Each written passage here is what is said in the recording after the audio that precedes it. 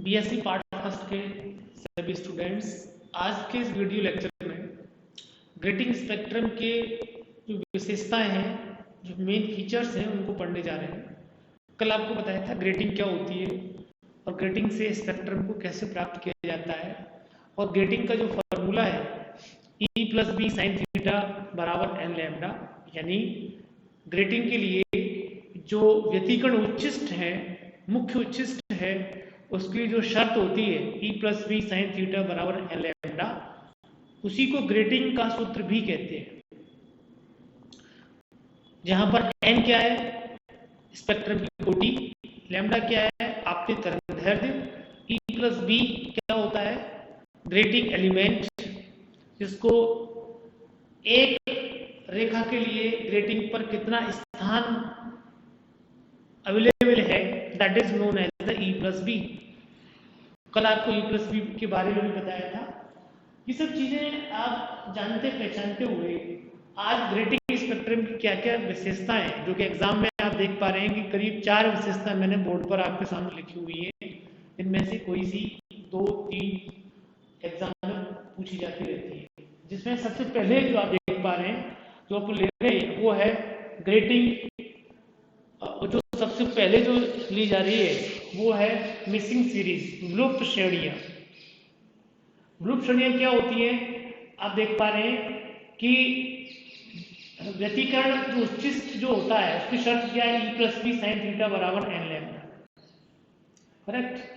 और diffraction minima की जो शर्त क्या होती है, E साइन थीटा बराबर एम लैम्डा, यानी व्यतिकरण जो निम्नस्थ होते हैं उनकी शर्त ये है, और जो व्यतिकरण उच्चिष्ट होते हैं उनकी शर्त ये है। ये दो शर्तों के बारे में सबसे पहले आपको अच्छी तरीके से पता होना चाहिए। अच्छी तरीके से आपको पीछे के जो वीडियोस हैं उनमें आपको अच्छी तरीके से पता हो। अब हम क्या कर रहे हैं, E प्लस बी यानी इस समीकरण में इसको भाग लगा रहे हैं। आप देख पा रहे हैं यहाँ पर भाग लगा दिया आपने, साइन थीटा कैंसिल आउट हो गया, और E प्लस बी को पहले लिखा है n और बटे m। जिन बच्चों को ये पता नहीं हो, n किसके लिए लिखते हैं, व्यतिकरण के लिए, n किसके लिए यूज करते हैं, विवर्तन के लिए, फॉर डिफ्रैक्शन। तो ये आपको हर समय पता रहना चाहिए कि m कोई m ही नहीं है, अल्फाबेट का अक्षर, m कोई n नहीं है। ये जब तक आपको बारीकी से नहीं पता होगी तब तक आप इसको कुछ भी नहीं कर सकते हो आप इसमें।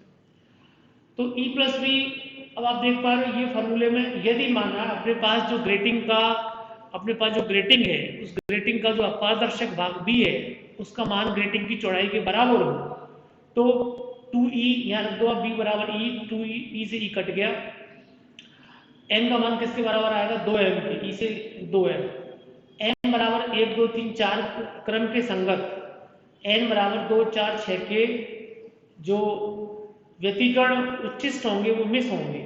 ये इसका मीनिंग है जो कि इंपॉर्टेंट है। यदि माना आपके पास जो ग्रेटिंग है वो b बराबर 2e वाली है, जिसका अपारदर्शक भाग की चौड़ाई स्लिट की चौड़ाई की आधी की दुगनी है, b बराबर 2e, तो यहाँ रख दोगे आप, तो ये n बराबर 3m के बराबर आएगा। इसका मतलब क्या हुआ कि 1 2 3 जो विवर्तन निम्नस्थ हैं उनके संगत 3 6 9 क्रम के व्यतिकरण उच्चिष्ट जो है वो गायब हो जाएंगे, मिस हो जाएंगे, विलुप्त हो जाएंगे, कि व्यतिकरण उच्चिष्ट मिस होंगे, और इसीलिए इनको मिसिंग सीरीज के नाम से जानते हैं। इनका चित्रण यहाँ पर हो रहा है जो आप देख पा रहे हैं। जैसे ये जो वक्र है, ये एकल स्लिट फ्रॉन आफर विवर्तन वाला है, साइन अल्फा अपन अल्फा वाला सूत्र का वक्र है, ये सभी को विदित रहे अच्छी प्रकार से। तो ये जो वक्र है ये व्यतिकरण का है, इसमें जो प्राप्त होते हैं, यानी जो E plus B sine theta बराबर एन लैम्डा के वक्र ये रहे और विवर्तन वाले वक्र ये रहे।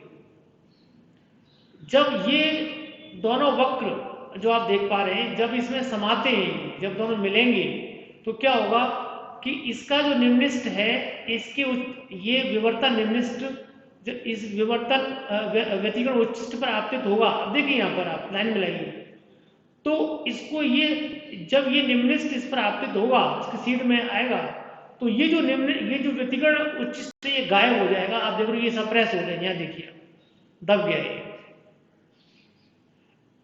ऐसे ही जब ये निम्नस्थ इसके सीध में आएगा ये यानी ये विवर्तन निम्निष्ठ इस व्यतिकरण उच्चिष्ट की सीध में आएगा तो यहाँ से ये गायब हो जाएगा, ऐसे स्टोर हो जाएंगे। यानी क्या होता है, जब विवर्तन निम्निष्ठ व्यतिकरण उच्चिष्टों पर की सीध में आपतित होते हैं, संपाती होते हैं, उसकी सीध में आ रहे होते हैं,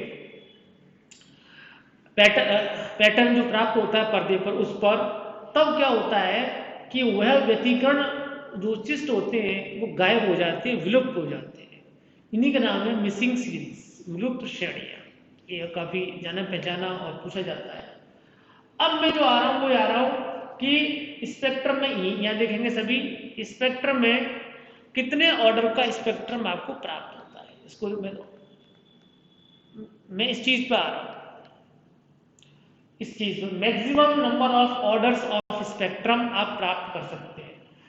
इसके लिए सबसे पहले आप क्या लेंगे, जो ग्रेटिंग के जो फॉर्मूला है E plus B sine theta बराबर प्लस माइनस एन लैम्डा, इसी को लेंगे आप सबसे पहले। और अब इसके बाद यहाँ पर आ जाएंगे n बराबर क्या हो जाएगा, E plus B sine theta बटे lambda.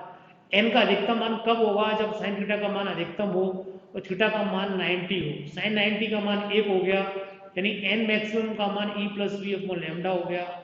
E plus B lambda बराबर लैम्डा रखें आप यहाँ पर, तो n मैक्स का मान यहाँ पर 1 मिलेगा। यानी यदि आपको ग्रेटिंग अंतराल E प्लस बी का मान आपतित प्रकाश की वेवलेंथ के बराबर है लगभग सा, तब आपको अधिकतम 1 कोटि का स्पेक्ट्रम प्राप्त होगा। यदि आपके पास ग्रेटिंग ऐसी है जिसका ग्रेटिंग अंतराल का मान 2 लैम्डा के बराबर है, तब आपको उसके द्वारा स्पेक्ट्रोमीटर से देखने पर आपको 2 क्रम तक के स्पेक्ट्रम आपको प्राप्त हो सकते हैं। तो ये बात किसकी होगी, ये E प्लस बी यानी ये फॉर्मूला हो गया, और ये ऐसे आप ये प्राप्त करेंगे कितने अधिकतम कोटि का आपको स्पेक्ट्रम प्राप्त हो सकता है। अब नंबर 3 पर आ रहे हैं डिस्पर्सिव पावर। ठीक है, डिस्पर्सिव पावर माने D theta upon D lambda, यानी कि लैम्डा आपके पास जो प्रकाश में जो लैम्डा हैं उन लैम्डा के कितने कोण में डिस्पर्सन होता है, फैलाव होता है, उसका जो अनुपात है उसको बोलते हैं अपन dispersive power, D theta upon D lambda. तो जैसे कि आपको पता है ये जो फॉर्मूला है अपना E प्लस बी, यहाँ देखें, यहाँ के बाद आप देख पाएंगे यहाँ पर E प्लस बी कॉन्स्ट, यानी अपना जो ग्रेटिंग फॉर्मूला है E plus B sine theta बराबर एन लैम्डा का आप दोनों ओर अवकलन कर रहे हैं। You are differentiating both sides, you are getting what, क्या मिल रहा है आपको, E plus B cos theta sine theta का कॉस थीटा हो गया, अब कॉस थीटा थीटा का क्या है वो डी थीटा, ऐसे ही n का तो कुछ होगा नहीं, लैम्डा का डी लैम्डा हो गया, तो D theta upon D lambda का मान निकालेंगे आप, तो क्या मिलेगा आपको n upon E plus B cos theta, ये फॉर्मूला आ गया, ये डिस्पर्सिव पावर का फॉर्मूला है। इसमें थीटा बराबर 90 डिग्री आप रख देंगे तो cos 90 का मान कितना हो जाएगा 1, तो D theta upon D lambda का मान n upon E plus b के बराबर आ गया। यानी ये कोण पर डिपेंड नहीं करता है, इसलिए इसको क्या बोलते हैं, नॉर्मल डिस्पर्सिव, प्रसामान्य विक्षेपण कहते हैं इसको, यदि D theta upon D lambda का मान थीटा पर डिपेंड नहीं करता। क्लियर, ये चीज यहाँ पूरी हो गई। ठीक है, it is known as a normal dispersion. अब अपन आ रहे हैं ओवरलैपिंग ऑफ स्पेक्ट्रम, यानी कि जो रेखाएं आपको जो प्राप्त होती हैं उन रेखाओं का जो अतिव्यापन है वो हो जाता है। जैसे आपको जब स्पेक्ट्रम देखेंगे आप व्हाइट लाइट से ग्रेटिंग का, तो आपको उसमें 7 प्रकार की लैम्डाएं होंगी और उनकी अलग अलग कोटि भी है, माना प्रथम कोटि में भी है, वो द्वितीय कोटि में भी है, तृतीय कोटि में भी है, चतुर्थ में भी है, पंचम में भी है, इस प्रकार की चीजें। तो कुछ रेखाओं का क्या हो जाता है कि अतिव्यापन हो जाता है, कोई तीसरे क्रम की रेखा लाल रेखा किसी पीले रंग से मैच कर जाती है तो वो अतिव्यापित हो गई, तो वो वहां से आपको दिखेगी नहीं, गायब हो जाएगी, दोनों रंग गायब हो जाएंगे। तो इस प्रकार से ओवरलैपिंग ऑफ स्पेक्ट्रम लाइंस जो होता है उसको हम देख रहे हैं। जैसे माना कि अपने पास E plus B sine theta माना n1 लैम्डा 1, माना कि n1 कोटि के स्पेक्ट्रम में लैम्डा 1 वेवलेंथ वाली जो वेवलेंथ है वो n2 यानी द्वितीय क्रम के स्पेक्ट्रम में λ2 वाली वेवलेंथ और n3 वाले स्पेक्ट्रम में माना λ3 वाली की वेवलेंथ के लिए गुणनफल का मान एक ही कोण पे प्राप्त हो जाती है, एक ही थीटा पर। तो इनका जो गुणा का मान बराबर होगा इसके मान के बराबर, क्योंकि E प्लस भी सबके लिए समान है, थीटा का मान समान है, तो इन सब के लिए क्या हो जाएगा, ये मान बराबर होगा, यानी ये ओवरलैपिंग कर जाएगी। कौन कौन सी? ये वाली। जैसे माना कि 7000 एंगस्ट्रम की जो रेखा है तीसरे स्पेक्ट्रम वाली, वो देखिए आप, और चौथे स्पेक्ट्रम की 5250 एंगस्ट्रम वाली, उसको देखिए आप, पांचवें स्पेक्ट्रम की 4200 एंगस्ट्रम वाली, उसको देखिए आप। इन तीनों का गुणा कीजिए, आपको 21,000 मिलेगा, आपको 21,000 तीनों का। मीनिंग क्या हुआ कि ये लाल रंग को व्यक्त करती है, लाल तीसरे ऑर्डर की लाल रेखा, चौथे ऑर्डर की पीली रेखा और पांचवें ऑर्डर की बैगनी जो रेखा होंगी वो संपाती होंगी, यानी तीनों इसमें से ओवरलैपिंग करेंगी और इनका अतिव्यापन होकर इनके रंग खुद के नहीं दिखेंगे, अलग अपने अपने अपने। तो इनको बोलते हैं अपन अतिव्यापन होना। क्लियर?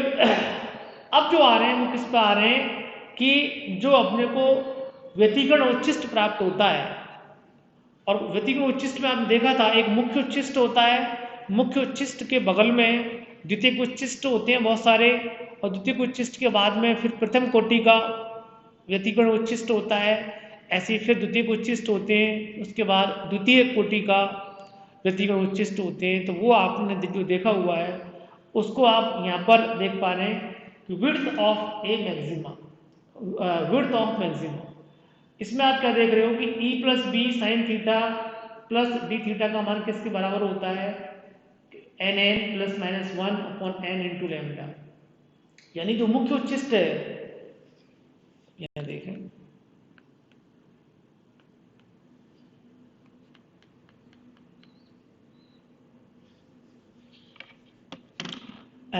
इस वीडियो को थोड़ा सा यहीं पे स्टॉप करते हुए अगले वाले वीडियो में इस चीज को अपन लेने जा रहे हैं।